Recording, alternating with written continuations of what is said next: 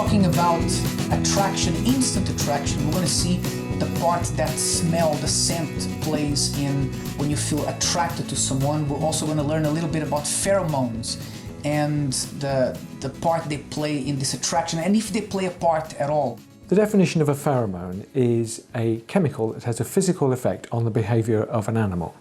And I know we all talk about sex pheromones, but actually there's many different pheromones. You've got alarm pheromones, you've got aggregation pheromones, you've got fear pheromones, and so on. I know we've talked about sex pheromones for humans. Has anyone found the sex pheromone? Not to my knowledge. We've got various contenders. We've got things like bourgeonal. That was a contender because it's found that sperm will swim towards bourgeonal.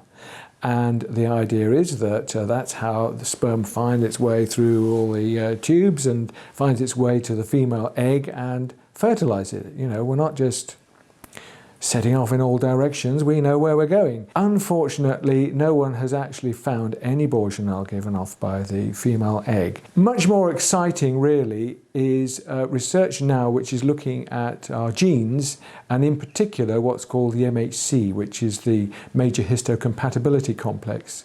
Now, this is a group of genes that are responsible for our immune system, and they are also responsible for our preferences. And the idea is that we choose our partners on the basis of how dissimilar their MHC is to ours. The question is perfume going to enhance or interfere with the attraction to another person? In other words, their natural smell. Now, there has been some very recent research on this, and it's been very interesting.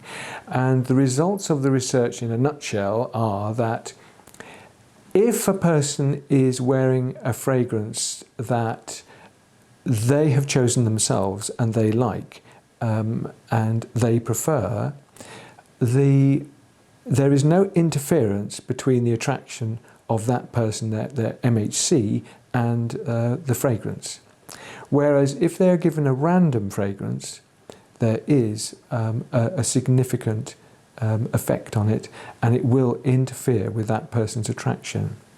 So that seems to suggest that people do choose a fragrance that enhances their own MHC, and that will be attractive to people with dissimilar MHC.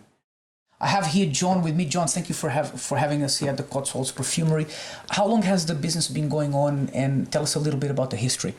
Well, it started in the mid-1960s as a family business, and we've grown since then, really concentrating on the fine fragrances in the niche market. It is certainly a growing industry now, and particularly in the fast-moving markets like in Russia and the Middle East, which is our main business now. Mm-hmm. So I heard you're going to teach us also to do a perfume, see if that works, if we can, Elaine and I can agree on that. Can we try to do that today? Certainly. Well, we'll have a go. We'll do that in the lab. Hopefully there won't be any arguments in choosing a fragrance we agree on. So let's have a go. Let's try. So as part of our trip for today, John here is going to help us, actually teach us how to make our own perfume. I can't wait. It's our very first time. What about you? I'm very excited. Let's do it. Yeah, let's see what happens. So the starting point for your perfume will be the base, because the way we create a fragrance is to start from the base and work up through our middle notes and through our top notes. Top, middle and base is simply a scale of volatility, so it's how quickly things evaporate. And if things evaporate very quickly, they're top notes and they've gone, so they don't last. So you need to select your base notes first, then your middle notes, and then your top notes, and think of it as a pendulum. You decide where that pendulum swings. So we plan it on a piece of paper first. So we can't just start mixing everything here. No, we plan. We always plan first. You like sandalwood, right? Yes, I do. So that's good. Right. So it's just right there, sandalwood. Yes, you write sandalwood down. Oak moss. Do they match? Do they have to match? They need to harmonise. Now, when we say harmonise, we mean that they go together well. Now, that doesn't mean they have to be similar. Think of it like colours. When you're choosing your colours, you know when you get it right. Use the same skills in perfumery. I like this one a lot. That's geranium oil. It's a floral material, but actually comes from a leaf. So does that match the sandalwood, or? That would go well with the sandalwood as well. So you can have your sandalwood and vetiver as base notes. I didn't want that, but I'll give that one to you. What else is a base? Oak moss. You got your oak moss, which you can put I'm in. really trying to push for the oak moss. Where is Listen, it? I've let If you you have like it, okay, the you can geranium. have it. Okay.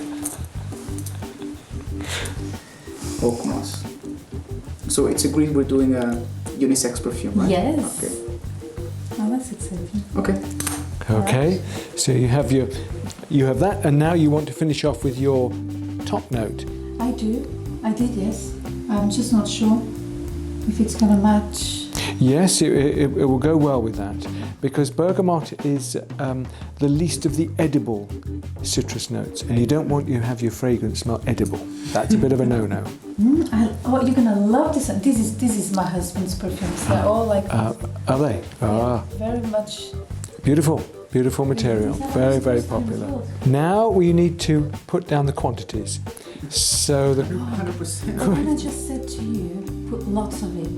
right. So your sandalwood, because sandalwood is a very subtle material, so you need to put a fair bit of that in Okay. to be. What about the East? So under your drops, you Nice. could put say 20 of sandalwood in or something like that, 20. and then. Geranium. Sorry, the oak moss. Then your oak moss, I should just put one of that because it's very powerful and you need to be careful the amount you add. And geranium, well, you could put in 3 or 4 of those. Okay, let's say 4. Yeah.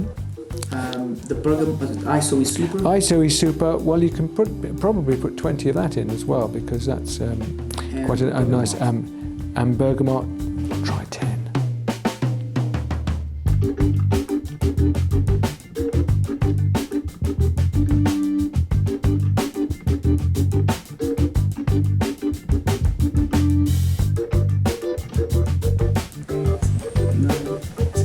That's 10 already. Okay. Now the moment of truth. This could go So- very well or very bad. So we need to take your perfume first of all and just mix it up. And then have a smell. It has to be unisex, remember. I love it. Good. I really do. Excellent. It's really good. I think we can Yes. even put some more of this on.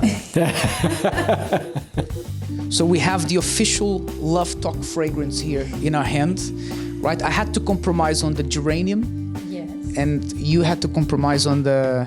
The oak, is it oak moss? Yes. But that's how relationship works, right? You compromise one thing and then you give in sometimes. Sometimes it's your will, sometimes it's her will. In the end, you get something really good. We would have mucked this up if it wasn't for John's help. So John, thank you very much. And we came out with something really good. We really enjoyed ourselves. This is really an exciting thing to do with your partner, you know, because if you look at it, this is a mixture of what I like and what you like. And we have a unisex perfume and it smells really, really good. I like it. It was not only fun, it was also educational. Actually, if you're a couple and you're looking for something to do together and actually to learn about each other, because Imagine you having your own fragrance. I think it's very cool. you get to learn a little bit about each other, then you can find out more about the courses that they do here. Yes, and if you fight too much over the ingredients, it's not a good sign. You need to, even when you do this, like we just did, you need to learn to compromise and, okay, then I'll go with your fragrance. And then with your ingredient rather, and then you agree on the whole thing together. And you get a combination of what's best about you both, right? So we hope you enjoyed watching this segment. Now back to the studio. Bye-bye.